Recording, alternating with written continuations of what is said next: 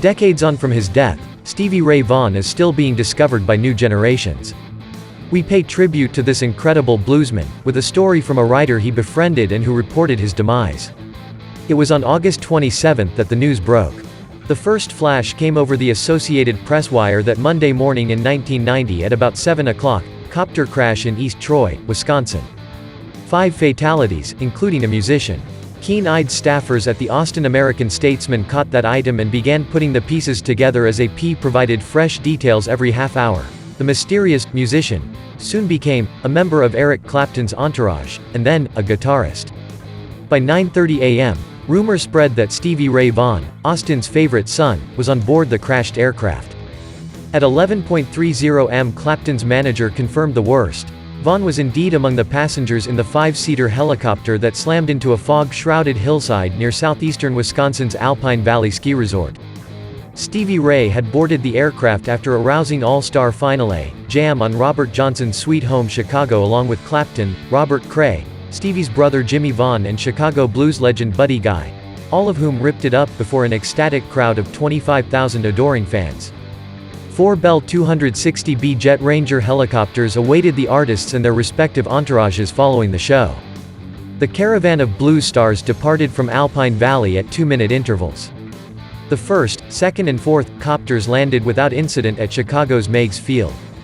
The third, carrying members of Clapton's entourage and Stevie Ray, never made it. Poor visibility due to dense fog is prominent among factors blamed for the crash. By noon, the capital city of Texas was in a state of shock. SRV's death was the most devastating blow to the Lone Star State's music community since Buddy Holly, along with Ritchie Valens and the Big Bopper, went down in an Iowa plane crash 31 years earlier. Soon the entire town of Austin was mourning its homeboy. By 5 p.m., merchants had posted signs proclaiming, "We love you Stevie," and "So long Stevie," outside their stores. Even the Holiday Inn replaced the cheery, welcome conventioneers on its marquee with a somber, SRV RIP. Plumbing stores, Tex-Mex restaurants, musical instrument stores, donut shops, all flew the flag of grief in this central Texas town, where little Stevie Vaughan, the skinny kid from Oak Cliff, became Stevie Ray Vaughan, hometown hero and Austin's musical ambassador to the world. In the 2 decades since his passing, SRV's impact on the music scene has become more and more pronounced. His influence, his searing guitar style, eloquent songwriting and consummate musicianship, is undeniable on the new generation of blues rockers like Joe Bonamassa, Philip Sayce and John Mayer, while his classic albums such as Texas Flood and Couldn't Stand the Weather are now justifiable stalwarts of the blues canon.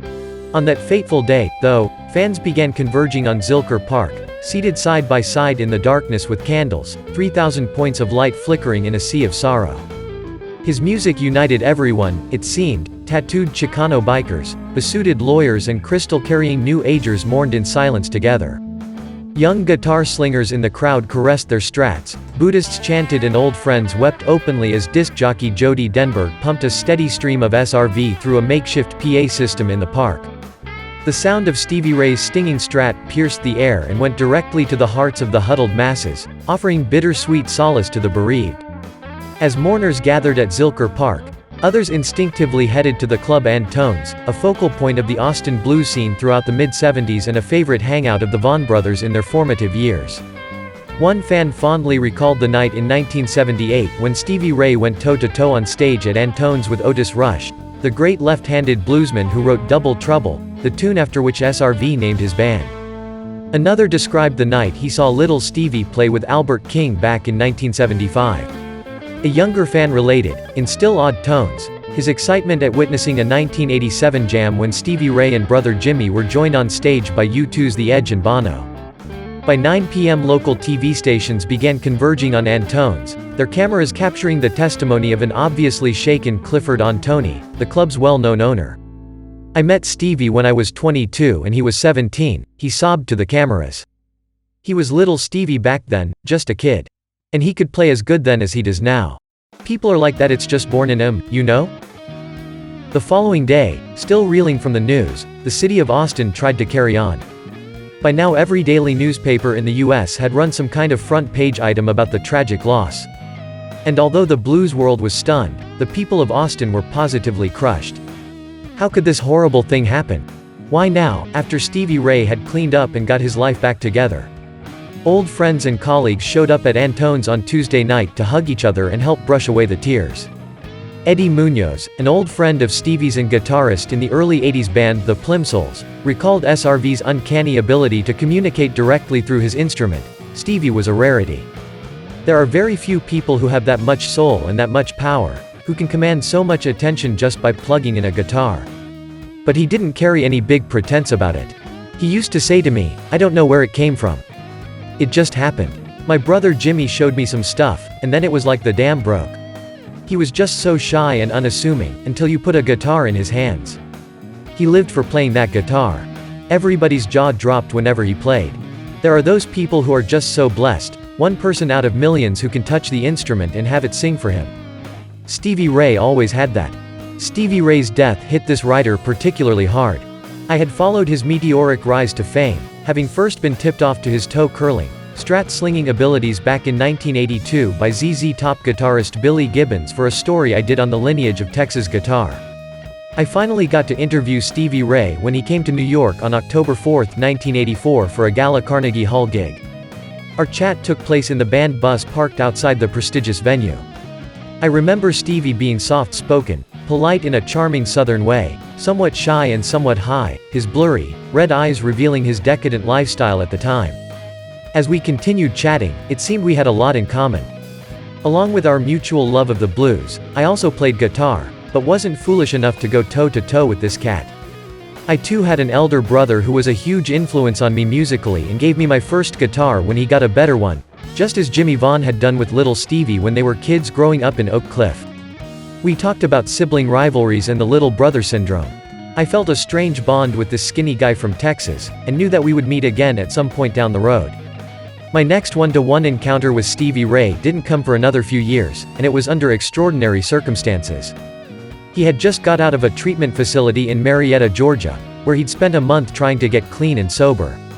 Speaking to the press was just part of the healing process, and a very cathartic one at that.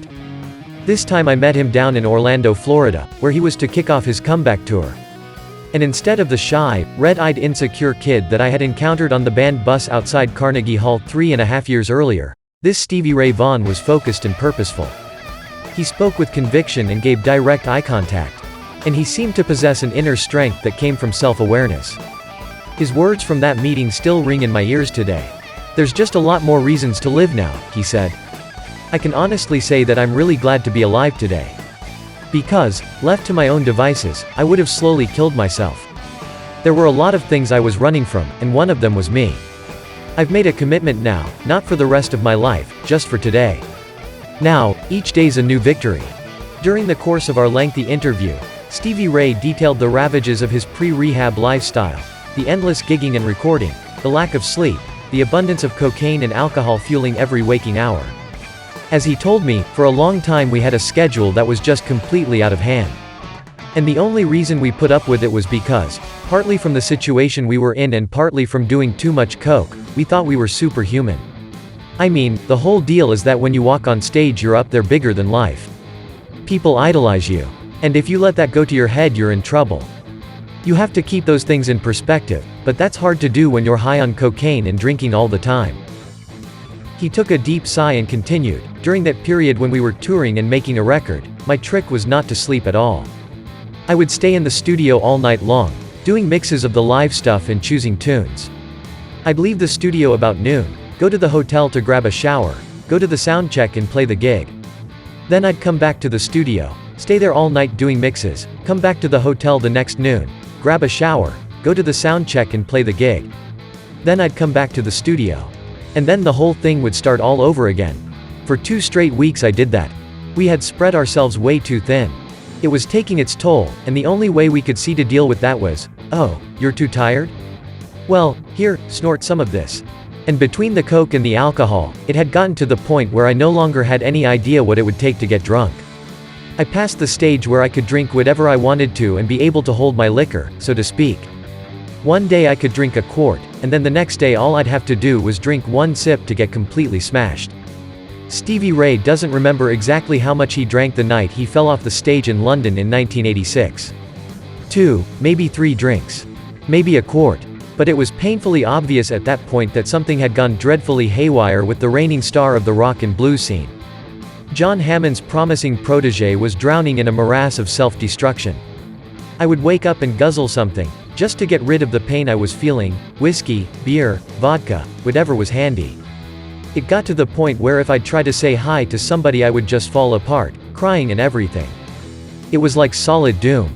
There really was nowhere to go but up. I'd been trying to pull myself up by my bootstraps, so to speak, but they were broken, you know? He exacerbated his mental, physical and spiritual decline with the help of some unfortunate, recreational activities, the most effective of which involved pouring cocaine into his drinks to prolong the buzz. I tore up my stomach real bad by doing that. I didn't realize that the cocaine would crystallize in my stomach and make cuts inside there. Finally I had a breakdown. I mean, everything fell apart. I surrendered to the fact that I didn't know how to go without the stuff. I had envisioned myself just staying high for the rest of my life, you know? But I had to give up to win, because I was in a losing battle. In September 1986 he entered a clinic in London, under the care and supervision of Dr. Victor Bloom.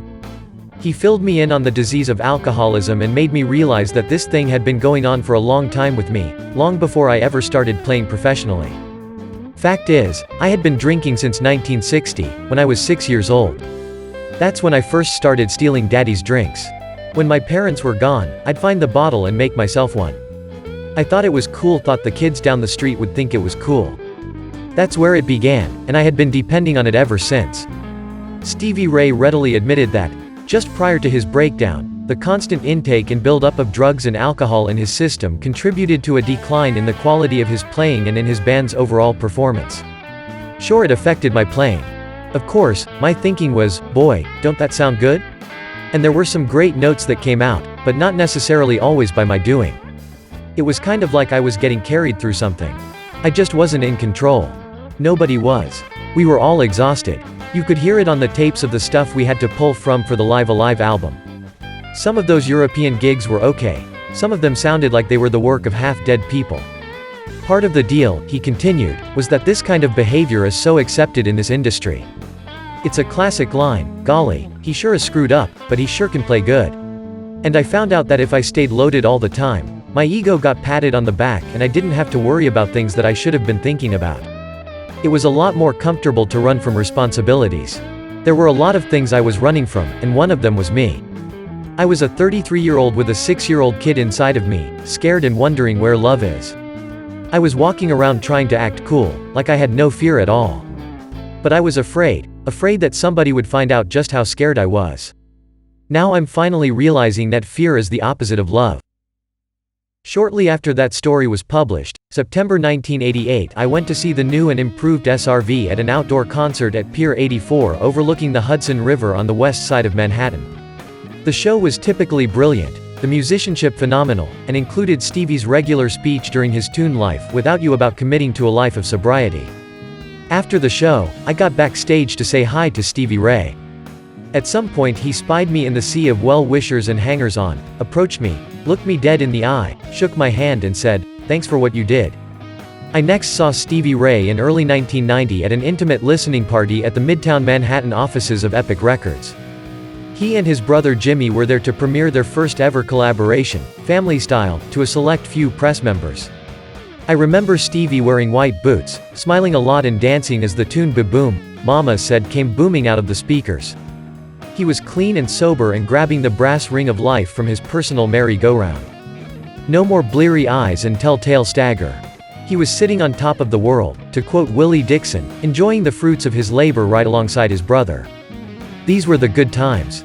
And then, like a meteor streaking across the night sky, disaster struck. On the morning of Friday, August 31, 1990, more than 3,000 fans arrived at Laurel Land Memorial Park in Dallas to pay their last respects to Stevie Ray. Inside the chapel, an inner circle of friends and family gathered in private. First to emerge from the chapel was Stevie Wonder, who was led to a sheltered reviewing stand near the gravesite. The casket was then placed in a white hearse, which drove slowly to the site as mourners followed behind on foot. Jimmy and his mother Martha walked alongside the late guitarist's fiancée, Jana Lapidus.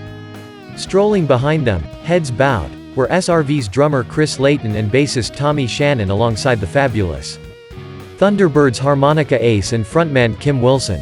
Behind them were Canadian blues guitarist Jeff Healey, Austin guitar slinger Charlie Sexton, ZZ Top's Billy Gibbons, Dusty Hill and Frank Beard, New Orleans icon Dr. John, Mark Pollock of Charlie's Guitar Store in Dallas, Canadian blues guitarist Colin James, and Charlie Comer, Stevie Ray's friend and publicist.